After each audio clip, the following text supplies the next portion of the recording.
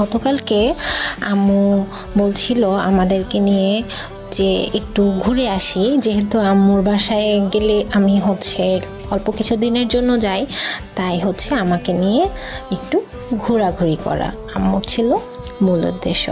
So প্রথমে আম্মু যেতে চেয়েছিল ক্রিমসন কাপে, দেন আমি বললাম যে না, আর একটু অ্যাস্থেটিক কোনো জায়গায় যাই, যেমন গুলশানের কনা ক্যাফে। এইটা মেনু ক্যারামেল লাটে, আর আমার ভাই নিয়েছিল তারো মিল্ক টি, অ্যান্ড আম্মু নিয়েছিল একটা সালাদ, আমার ভাই নিয়েছিল একটা sandwich, and this was the interior, very cosy, very calm. And এখানে মেবি ওদের বাফেট আছে।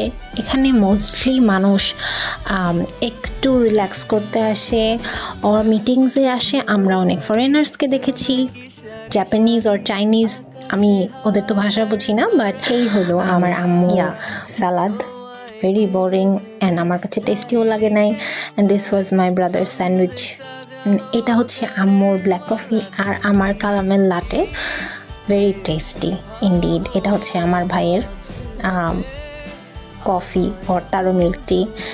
অ্যান্ড আমি তো অ্যাজ ইউজুয়াল হোয়াইট সুগার খেয়েছি, আমার সব কিছুই আনহেলদি।